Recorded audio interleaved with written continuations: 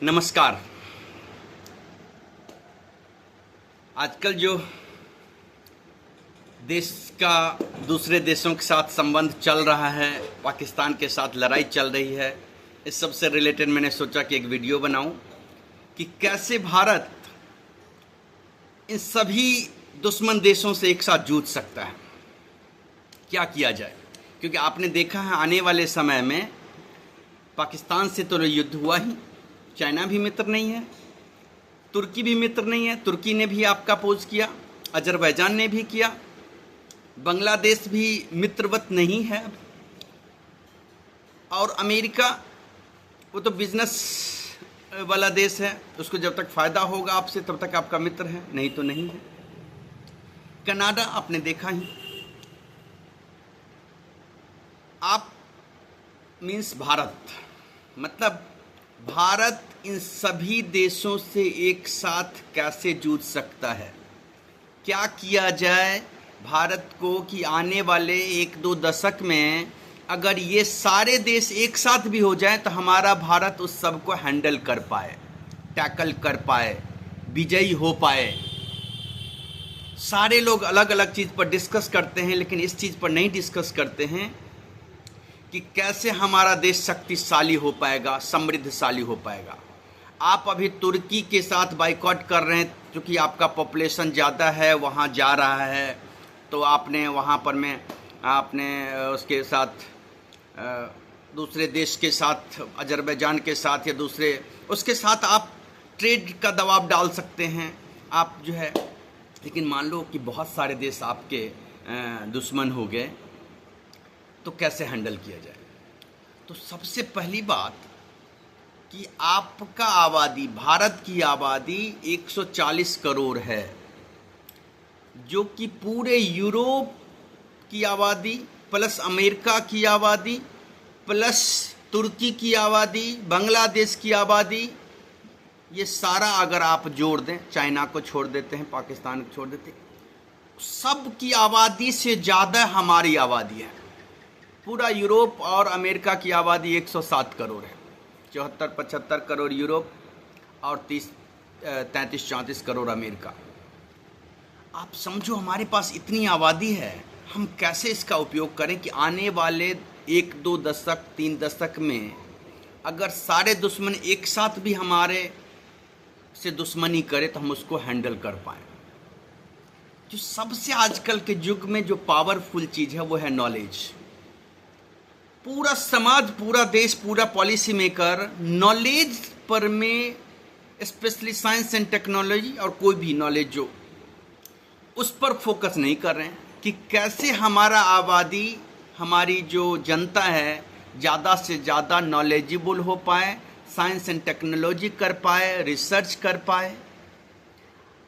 Free का degree बांटा जा रहा है, बहुत सारे कॉलेज, कोई फेल नहीं कर रहा है। स्कूल में जितना एडमिशन ले लिया सारे नो डिटेंशन पॉलिसी है।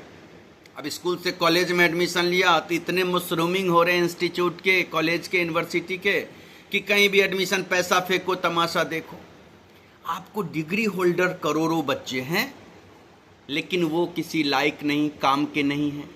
अब वो बच्चे चूँकि मास्टर डिग्री कर लिया, बीएससी कर लिया, तो अब जो लेबर इंटेंसिव काम है उसमें भी उसको मन नहीं लगेगा, क्योंकि उसने तो 4-5 साल 10 साल बिताया एजुकेशन में, तो अब उसके पास उतनी हार्ड वर्किंग की क्षमता नहीं है। तो जहाँ लेबर इंटेंसिव वर्कफोर्स चाहिए चाइना की तरह, वो भी हमारे पास नहीं है, और जो स्किल्ड लेबर जहाँ चाहिए वो भी उसने तो सिर्फ डिग्री लिया है, नॉलेज नहीं लिया है, उसने ट्रेनिंग अच्छा से नहीं लिया है। तो हमारे पास स्किल्ड लोगों की भी कमी है और हमारे पास लेबर इंटेंसिव वर्कफोर्स जो है उसकी भी कमी है, जिस कारण विकास जितना होना चाहिए हम उस रफ्तार से विकास नहीं कर रहे।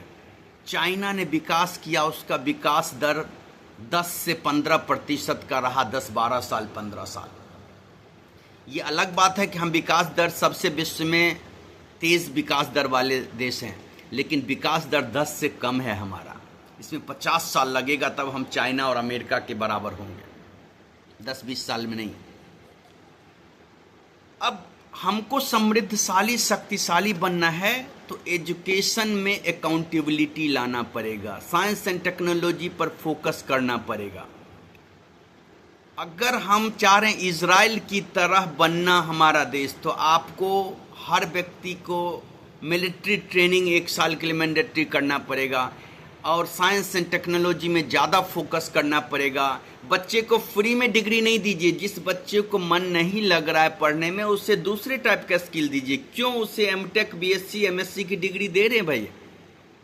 ना वो डिग्री लाइक स्किल्ड है उसका, ना ही वो लेबर इंटेंसिव वर्क कर पा रहा है, तो वो देश पर बोझ हो जाएगा और इसकी संख्या करोड़ों में धीरे धीरे हो जाएगी। मतलब डिग्री होल्डर्स अनएम्प्लॉयड लोगों की संख्या रैपिडली, ये टाइम्स ऑफ इंडिया में भी एक न्यूज छपा था, बहुत सारे आते रहते हैं कि ग्रेजुएट लोगों में अनएम्प्लॉयमेंट ज़्यादा है। आप कैसे समृद्धशाली शक्तिशाली बनेंगे जब आपका युवा ज़्यादातर अनएम्प्लॉयड हो, जब उसके आप वर्क उसकी क्षमता का उपयोग ही नहीं कर पा रहे हैं। जिस क्षमता के लायक है उसके मुताबिक डिग्री नहीं, डिग्री है तो डिग्री मुताबिक उसमें क्षमता नहीं है। हम चाहते हैं हर स्टेक होल्डर से, समाज के हर, राष्ट्र के हर स्टेक होल्डर से, कि एजुकेशन को आप ज़्यादा अकाउंटेबल बनाएं।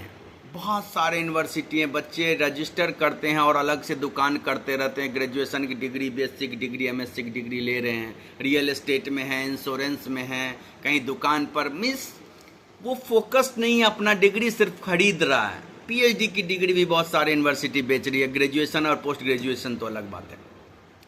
इस टाइप के सिस्टम से आने वाले 50 साल में भी आप बहुत शक्तिशाली नहीं बनेंगे और आप तब इन सारे दुश्मनों से हैंडल नहीं कर पाएंगे। अपने आप को पीठ थपथपाएं, अच्छी बात है, लेकिन आत्ममंथन भी करना बहुत ज़रूरी है। देश को आत्ममंथन करने की ज़रूरत है। पॉलिसी मेकर को, टीचिंग कम्युनिटी को, समाज को, कि भाई एजुकेशन को प्रायोरिटी देना है, साइंस एंड टेक्नोलॉजी को प्रायोरिटी देना है। वहाँ अगर कोई करप्शन है, अनअकाउंटेबिलिटी है, तो उसे उजागर करना है, उसे पनिश करना है।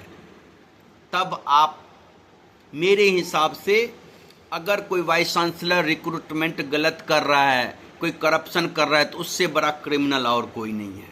और देश को भी देखना चाहिए कि ऐसे जो बड़े पोस्ट पर, अब नैक कमेटी सोचिए, नैक कमेटी यूनिवर्सिटी को नैक एक्रेडिशन देती है और 5000 लोगों में से जो नैक एक्रेडिशन के लिए जो एसेसर होते हैं, उसमें से 900 लोगों को हटाया गया कुछ न कुछ करप्शन के कारण।